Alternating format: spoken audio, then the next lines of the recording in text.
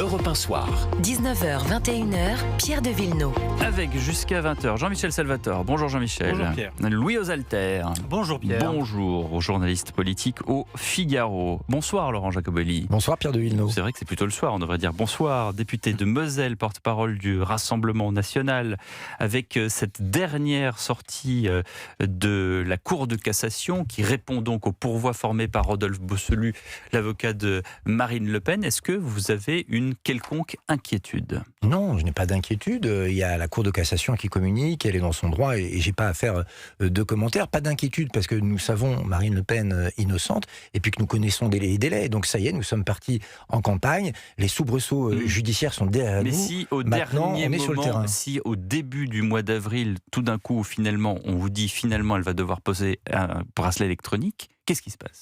Non mais on peut faire des hypothèses d'école. Je vous dis pas que sur le Je sais papier. pas, j'interroge Je ne vous dis pas. gentiment. Je vous réponds avec autant de gentillesse. Je ne dis pas que sur le papier. Le cas ne peut pas exister. En théorie, ça n'est jamais arrivé. Donc je ne vois pas pourquoi il y aurait Vous un aurez régime remarqué quand même d'exception. qu'il y a des jugements assez étonnants ces dernières années. On peut le dire, mais moi je me réfère quand même à ce qu'avait fait la Cour de cassation précédemment. Ils avaient dit nous répondrons en janvier parce qu'il y a la question de l'inéligibilité de Marine Le Pen et que ça joue sur les élections et que nous ne voulons pas jouer sur les élections. Donc selon le même principe, on peut imaginer qu'ils ne vont pas faire une procédure accélérée parce que s'ils sortaient de la norme des délais d'instruction, ce serait un régime d'exception qui entraverait les élections. Donc je ne le crois pas. Nous sommes très confiants et je vous dis, nous on est passé à l'étape d'après, celle de la campagne active sur le terrain. Jean-Michel Salvatore. Mais franchement, est-ce que vous avez été surpris par cette accélération des délais ? Parce que, en fait, c'était pas prévu. Non, mais il n'y a pas d'accélération des délais au moment où on se parle. La dernière phrase est que le rendu pourrait être. C'est ça, c'est du conditionnel. Oui, mais c'est du chinois, on vous dit, mais pourrait être avant le mois d'avril. Donc ça peut être au mois de mars, ça peut être au mois de février. Enfin, l'incertitude n'est pas confortable. Ça pourrait être un supplice chinois si nous avions le moindre doute. Ouais, on cela n'en dit, a il serait pas. très fort s'il se donnait une date exacte. On est dans la machine. On est dans la machine. Et je ne crois pas. L'appel, c'était le 7 juillet, il y avait la date. Oui, mais c'est pas exactement pareil, je crois. Mais je ne crois pas, honnêtement, que quiconque va jouer avec les délais, parce que ça viendrait interférer avec un processus important qu'est l'élection présidentielle.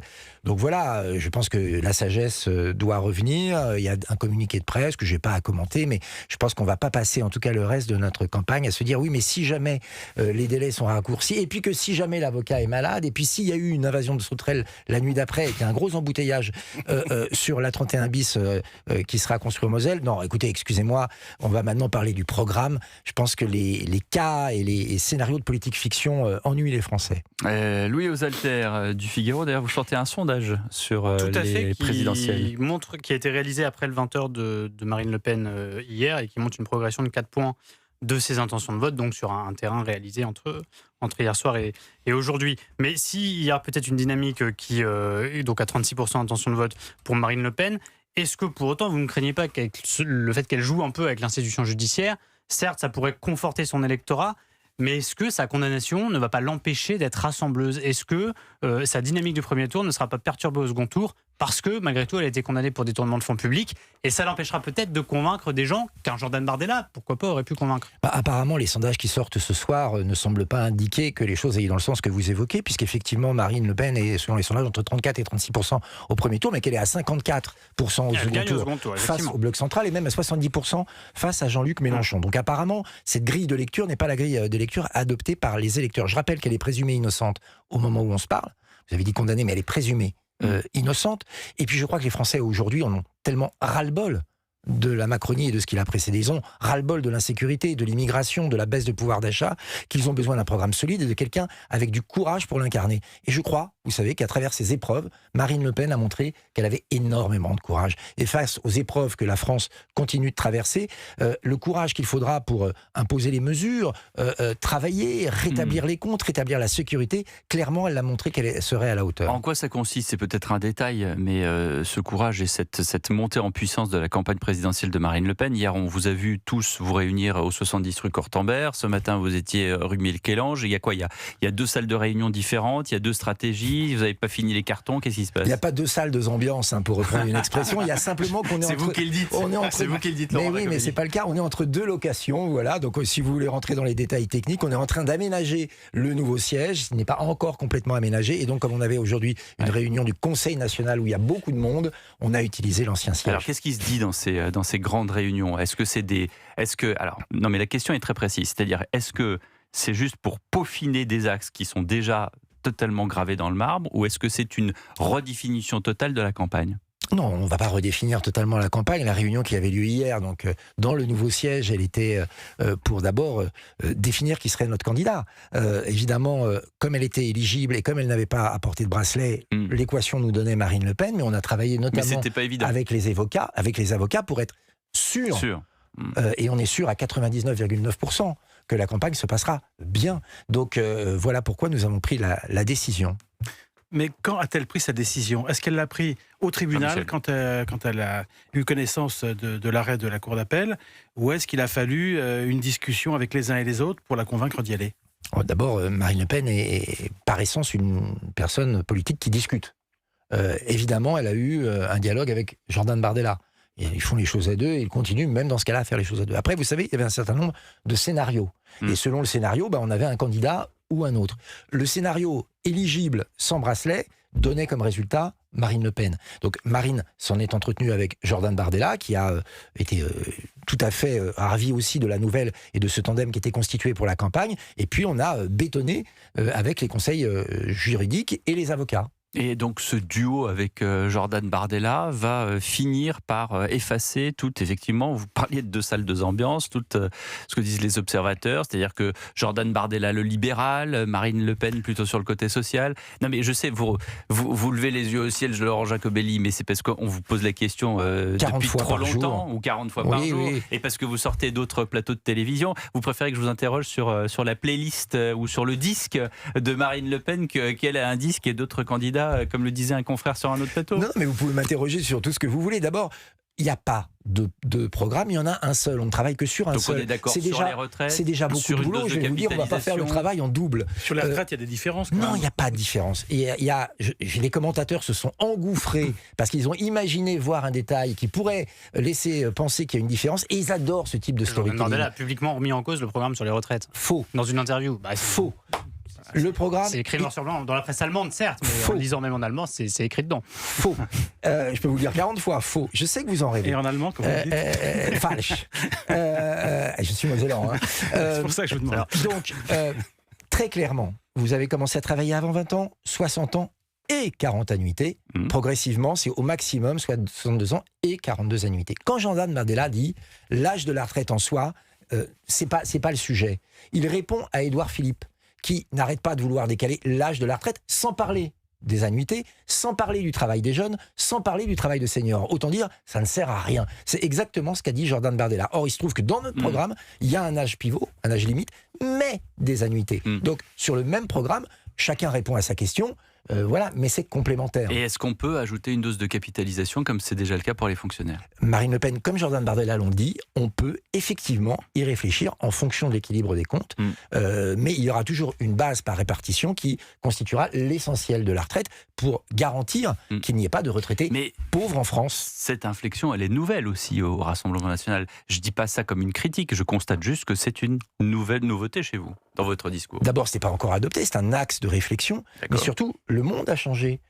La croissance est atone, la natalité ne cesse de chuter, le poids fiscal et le poids normatif sur les entreprises ne cessent d'augmenter au détriment de la productivité. Donc tous ces éléments-là, on est bien obligé de les prendre en compte, et y compris la dette.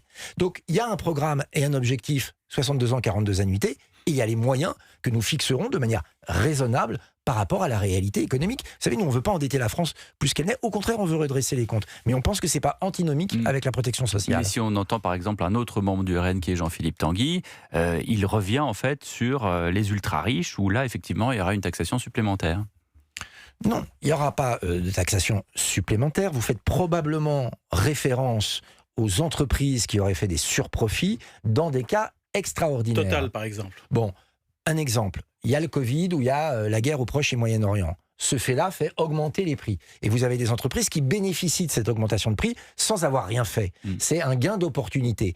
Il est normal qu'une partie de ce gain d'opportunité vienne servir l'ensemble de la nation qui, elle, souffre de ces maux. Mais en revanche, une société qui innove, qui investit, qui engage un type génial, qui fait des créations et qui, grâce à ça, augmente son profit, elle ne sera pas concernée. Voilà, vous pensez sans doute à Arthur Mensch, qui effectivement a été avec différents économistes qui avaient dit, on va citer, c'est M. Zuckman qui disait qu'il fallait prendre une partie de Mistral, et dans ce cas-là, évidemment, une autre partie de la classe politique avait crié au loup en disant que si on commençait à détruire l'outil professionnel et les innovations françaises, on ne pourrait pas aller très très loin. Sur cette fiscalité, vous avez lu, j'imagine, le programme de la France Insoumise.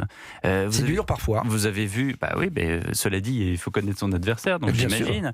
Vous avez vu que, par exemple, eux proposent de passer de 5 tranches d'imposition à 14. Est-ce que vous trouvez aujourd'hui, non pas que c'est une bonne ou une mauvaise idée, mais est-ce que vous trouvez que continuer avec 5 tranches d'imposition aujourd'hui en France, c'est suffisamment juste? On peut là aussi à la marge y réfléchir. Le vrai souci, c'est quoi? C'est que aujourd'hui les Français paient trop d'impôts, les entreprises paient trop d'impôts. Ça doit être ça l'axe de réflexion. Vous l'avez dit, Jean-Philippe Tanguy. Mais je pense qu'ils partagent ce constat.